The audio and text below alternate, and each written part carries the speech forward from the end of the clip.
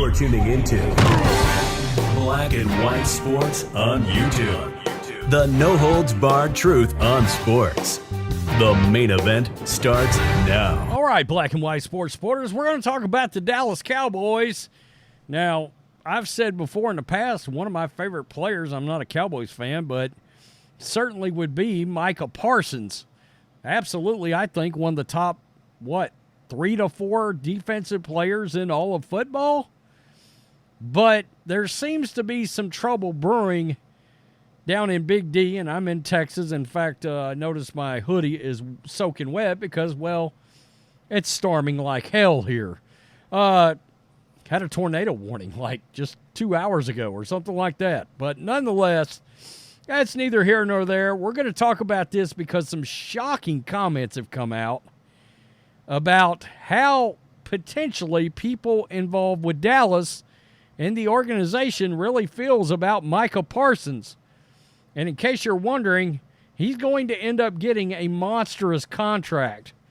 And also, a side note to this, and I'm not sure a lot of people are thinking about this, but there's a feeling that if Dallas craps the bed in the playoffs, again, Mike McCarthy is a goner, all right? DOA. I think they should have pulled the trigger. I was vocal about that, and I thought they should have hired Bill Belichick. Well, Belichick loves Micah Parsons, and this is what he said when the Patriots were going to play the Cowboys. Head coach Bill Belichick noted in an interview with WEEI earlier in the week that Parsons has physicality and athleticism that's, quote, along the lines of Lawrence Taylor. And I don't know about you guys, I consider Lawrence to be probably the greatest defensive player in the history of football. This is PFF, and this is edge rushers. Micah Parsons is ranked as the second in the 2023 season, the second overall graded edge rusher in all of the NFL. So, that leads us over to this. And knowing this, because they're going to have to pay the guy, this is going to get really interesting. So this was from 105.3 The Fan. Dallas Cowboys pass rusher Micah Parsons went from being an unheralded first-round pick to a superstar in his rookie season. He won the Defensive Rookie of the Year award, was named first-team All-Pro. He made his first Pro Bowl, and he finished runner-up for Defensive Player of the Year. That was in his first season. Now, 3 years into his career, Parsons is a 2-time first-team All-Pro, 3-time Pro Bowler, and finished top 3 in the Defensive Player of the Year voting 3 times.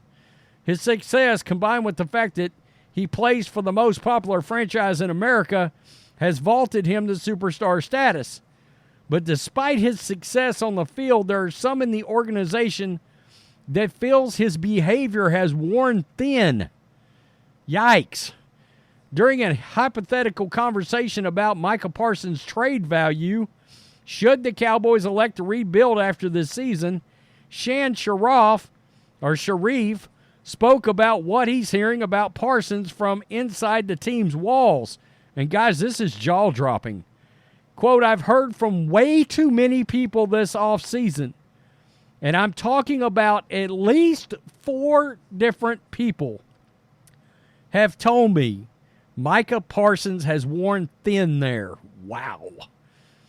And 105.3 The Fan's Shan Sharif said Friday, I don't know how much is true and how much it actually hurts his reputation. Well, number one, if you have heard that from 4 different people, that's probably a true story. I mean, you get that many sources, it would be shocking if they're lying. They're all 4 of them, all 4 different individuals are telling a lying story. I don't know about that. Somebody's saying something. I don't know whether this is the behavior of a typical superstar. I don't know how damaging it is. But all I do know is this. I've heard from way too many people that if Micah Parsons was out there, there would be a decent amount of people inside the Ford Center at the Star in Frisco smiling or breathing a sigh of relief. Wow. Now, here's the thing.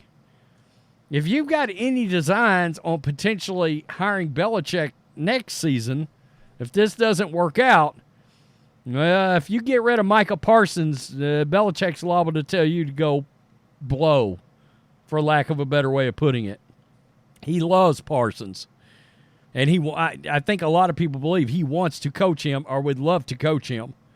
Earlier this offseason, former Cowboys receiver Jesse Holley said that Micah Parsons is, quote, the most selfish player on the Cowboys because he doesn't want to play linebacker and he only wants to be great for, quote, Micah. Parsons addressed Holley's criticism on The Edge with Micah Parsons' podcast on Wednesday, saying that he's not responsible for calling the plays and that, quote, I have told multiple players and coaches that I'm fine playing linebacker in the playoffs. If that's what you want me to do, I just want to win. Parsons took a lot of criticism from media members who cover the Cowboys when he left the locker room following the loss to the Packers without addressing the team's performance. Yeah, I can tell you I don't like that. Not under the circumstances, and you got destroyed. You got to set up there, and you got to take your licks. So that brings us over here to Heavy, who's got a story from The Athletic's John Machota. If the Cowboys are forced to decide which of the three they can't keep, we're talking about Parsons, Dak, CeeDee Lamb, it could very well be Parsons. So he's talking about the idea that if they can't keep all three, Parsons is probably the odd man out. Now, to be sure, Machota writes that he thinks the Cowboys will sign all three players back. Why be so careful in free agency if the plan is not to keep the stars in place? I agree with that. The only thing that could go off the rails is Parsons wants to get well ahead of the $34 million that fellow edge rusher Nick Bosa got last year. Here's how Machota put it, or Machota. Parsons is the choice only because his asking price could get to the level where the Cowboys determined they might be better off going in another direction. This could get ugly. Parsons is probably going to want to top that number, that $34 million, but by how much? If it's in that neighborhood, everything will probably work itself out. But if it's significantly more than that, if contract talks get ugly, maybe they try to work out a trade. I don't see it getting to that level, but it can't be completely ruled out. Wow. Trading Parsons would be a considerable shock, but given the circumstances, assuming Prescott and Lamb are re-signed, it's understandable. Is it? I don't know. But if he's got that kind of reputation in the building, I mean, if you got four sources, that's not like a guy said that or another guy said it and you got two. That's like when you get up to four, you're starting to talk about things that are the topic of actual conversation between the powers that be, I would guess, in Dallas. At least among coaches, Jerry Jones, Stephen Jones, who knows?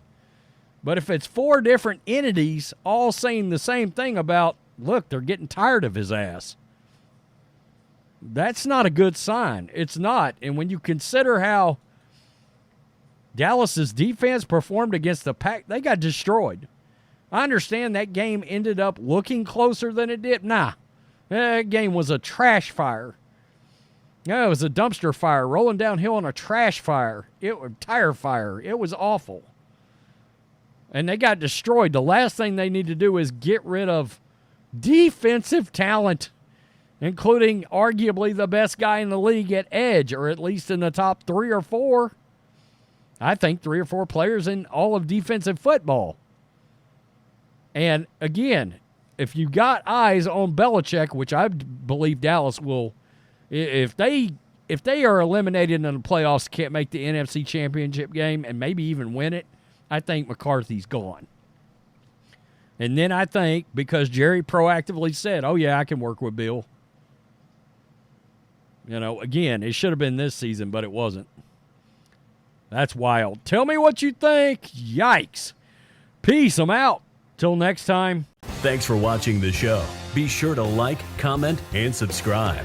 Be sure to tune in next time on Black and White Sports.